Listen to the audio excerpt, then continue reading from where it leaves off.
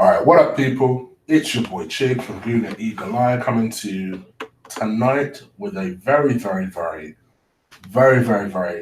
night preview of the Burnley versus Arsenal game. I know some of you are sat there thinking, blimey, you know this game ain't important if Chig is doing a preview this late. And it's not that. Actually, funnily enough, the reason that this has been so late is I spent a lot of my Saturday doing editing for this. You're going to see things dropping, particularly from Monday on. Sorry, tell a lie, tomorrow onwards. Just regarding this channel in terms of videos series that I'm doing. So my next episode of the Chig Knows Best video series drops tomorrow. Chig Knows Defenders, where I identify 5 defenders, and you get a Chig recommendation from yours truly about who I would sign and what I believe they would offer to the team. So do check that out. After that, I will be tackling right backs. That video will drop on Monday. Then I'll be doing one on central midfielders, one on wingers, and one on the striker. So keep an eye out on that. You get to see a little bit of the Chig's knowledge, so I hope you enjoy it. But getting back to this particular video series, it is what it is. It's a formality now, isn't it? I have more chance of winning the lottery than Arsenal do of qualifying through the Champions League, through the league, at the very least, this season. We screwed this up badly. And I do mean badly. It should have been light work to travel through the league. When you assessed our running, it should have been light work. And as per usual, Arsenal trip over themselves. And my mum says it a lot. You know, she's an Arsenal fan, but she's at the point now with Arsenal where nothing surprises her anymore. And she always says to me, it's just like Arsenal to trip over these nobody teams instead of just handling their business, especially when they're under pressure. And my sister, literally every time Arsenal lose, she'll start like, what is wrong with this team? Like, I don't know. But try to be positive. The boys went out there when, let's be real, everybody's confidence was low. I have never seen Arsenal fans have a 3-1 lead going into the second leg and everybody's like, oh, I don't know, you know. That's how terrible we've been away from home. I've never seen anything like it. No other team would have a 3-1 lead and going into a second leg, I don't care what the competition is, and then be like, I don't know, you know. I don't know. But we actually played better than we did at home in that game. I thought we were fantastic. Said, barring the first 15 minutes, where I thought we looked shook, I thought we controlled the game. And I was even texting my boys saying that, yeah, we've got this. It's light work. And they were like, oh, I don't know. This is how scared Arsenal have got Arsenal fans. Because they were like, what are you talking about? I'm like, bruv, we're watching 2 different games. Because bar the goal that they scored in the first 15 minutes, what did they do? All right, they went on to score another goal. Other than that, they didn't do shit. They were more of a threat in the first game. And I still say that now. I've rewatched the game. We controlled the game. And yeah, you know, I've seen people get criticism. I've seen people like AZ Maitland-Niles take a lot of criticism. And don't get me wrong, he had a terrible 15 minutes. But I actually thought he recovered, got into the game, and played reasonably okay for the rest of the game. And I think it was something that me and Ola highlighted during our watch-along. And I felt that largely we played pretty well in the end. If we're being really honest, forget everybody else. That was really the Lacazette and particularly the Aubameyang show. Fair play. They showed they had that world-class ability within them. Something which you've heard people criticize them on this channel. You've heard me criticize them on this channel. My issue with both of them is that they don't produce it often enough. They don't produce it when it matters. But on Thursday, to be fair, they both did. Particularly Aubameyang, because with Lacazette, I think he has it. You know, you've seen friends of mine on the show come on, and they've been heavily criticizing Lacazette, and you notice with me, I don't really join that criticism. With Lacazette, sometimes my issue with Lacazette is more when things aren't popping off, he gets a bit stroppy. But I think we've seen that as well in other players, namely a certain Alexis Sanchez. He has that same kind of demeanor about him when shit ain't popping off. He won't necessarily stop trying, but he just has a bit of a stroppy sort of attitude. And that can often put people off. But I've never really doubted at Lacazette's work ethic at the very least. I think he needs to sharpen sometimes his finishing skills. But I do think I still think he's the better finisher out of the two. But he does a lot of the donkey work in the sense that he drops deep, he's everywhere. One thing I love about Uber, in the last 3 games, my man has changed his attitude because he's actually working hard. Forget Thursday for a second. He scored a hat-trick, he was exceptional.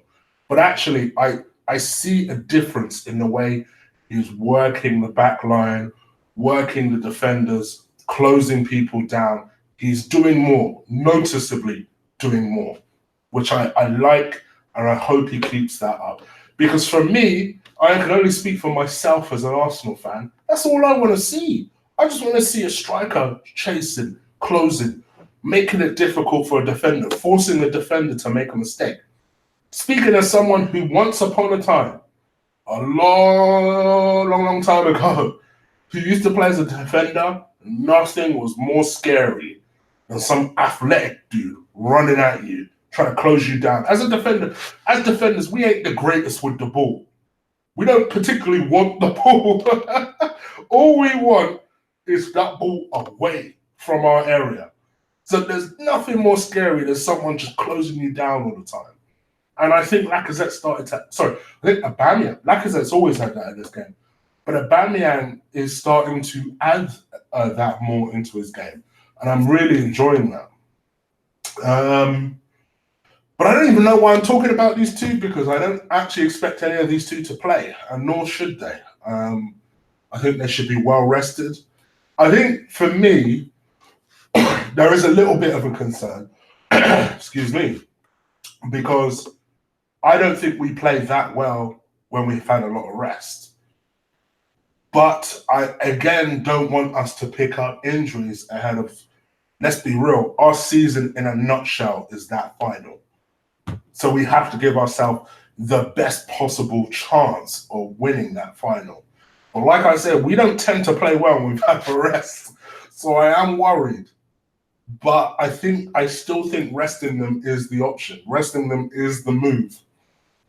So, with that being said, this is my 1 to 11 to play Burnley. Now, I'm going to start with Bernd Leno in goal, with the expectation that I think Petr Cech is going to start the final. I have an interesting thought process about that goalkeeper that might surprise some of you, but I'll save it for the preview for that final. I'm going to go with 4 at the back, because quite frankly, we don't have enough personnel to do 5 at the back.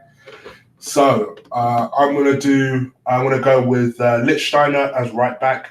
I believe it'll be his last game. Played all right, actually, last time we saw him. I don't see... I mean, I know they have some decent players like Gudmundsson and people like that. They don't have anyone rapid that I think can cause him problems.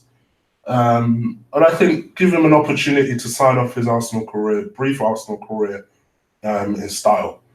I think Lichtsteiner should play, so Lichtsteiner is the way I'm going to go for that. So Lichtsteiner at right back. Mustafi will play in this game. I actually think Mustafi's played pretty well last couple of games. So this is coming from me. You guys know me and Mustafi.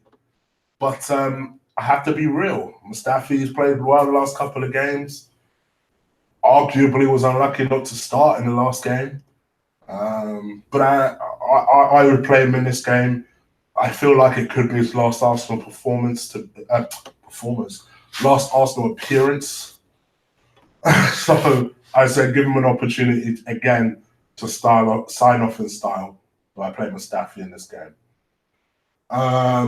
Next to him, I play Mavropanos. We haven't seen a lot of this kid this season. I would be a huge fan of loaning him next season to really see what he's about. But yeah, I have no problem with Mavropanos playing in this game. Left back, I've been toing and throwing. And I want to play Monreal because I'm playing a 4. Just makes sense to play that as a 4. So Monreal plays in this game.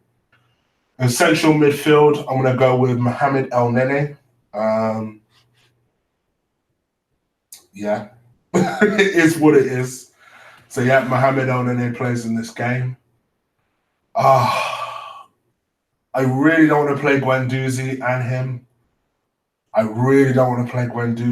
him. I can't begin to describe how much I don't want to play Guendouzi and him.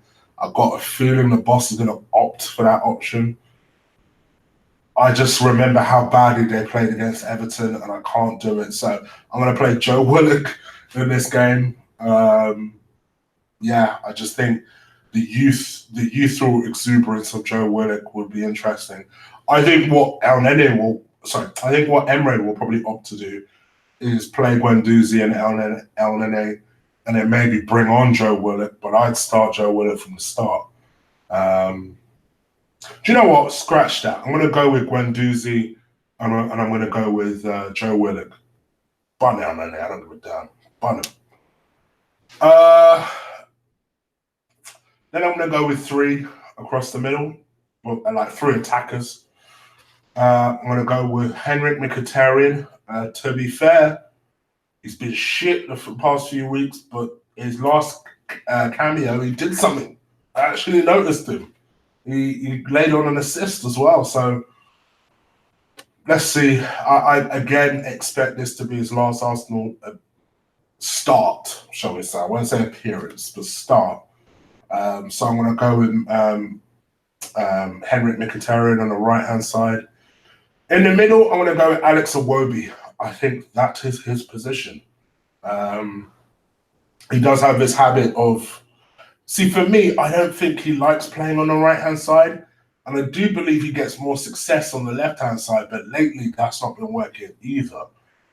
So I would play him in the middle. Let's see what the kid's got. Let's see what he's got. I suspect this may be his last season at Arsenal, which I know will make a lot of you happy. I've got a feeling he may leave the club this summer. I don't know why I have that feeling. But the last couple of weeks, especially hearing stories that he had that big bust up with Emre about the fact that he didn't track that player back, I've got a feeling he may bounce this summer. But for me, I'm going to go with Alex Iwobi. On the far left, I'm going to go with Saka. That's my new Nigerian prodigy, so that's why I ain't too gutted that Iwobi's bouncing. This kid has something. All national bias aside, this kid does have something, and it'd be nice to see more of it because we may need him. Who knows if we'll get a winner? So we may need it. So I'd like to see it in this game. Up top, we're going to go with Eddie Nketiah. I suspect at the very least he'll go on loan next season. It's a shame for this kid. He's not really had a look in. I have my doubts as to whether he's good enough. I've not completely written him off, but I have my doubts, I must admit. But it's an opportunity to look at the kid further. Let's see what he's got. I don't expect this to be a particularly interesting game. I'll watch it. I will still do a watch along, of course. It's not an Arsenal fan TV. They'll probably do one themselves. So who knows how many people actually join me. But hopefully you guys will. And yeah, hopefully I'm backing this team to win. And I'm going to go with 2-1. You guys let me know what you think. Leave it in the comments below. Do you like the team? Would you rotate the team? I know Claude is a horrible fan of rotation, hence the title. So yes, would you rotate the team? Let me know. Leave it in the comments below. If you like this video, please crush, please destroy, please drop kick that like button for me. It really does help get the show noticed. Things like likes and interaction and the general traffic generally.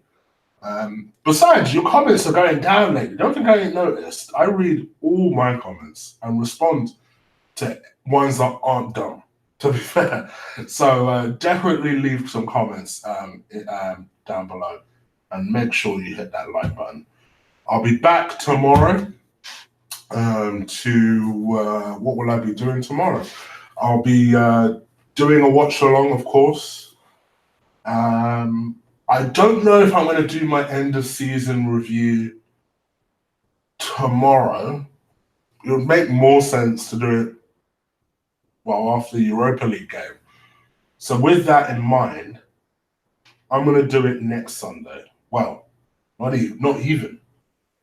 I'm going to do it the Sunday after the Europa League. So hopefully it will still be fresh in your minds. You guys will be able to tune into the show. Like I said, over the course of next week, you will still have material from me. A video will be dropping every single day about my new video series, Chig Knows Best. I hope you enjoy it and like it. I'll obviously be back tomorrow to do the watch along, do the player ratings, and then you will continue to see me. So I'll be about, basically. I'll be about. But that's it from me, guys. So you guys let me know how you feel. Again, I can't stress this enough. Leave it in the comments below. I read all your comments. I respond to it. I tend to block the fools. But do comment as much as possible, all right? All right, guys. I'm out of here. Take care.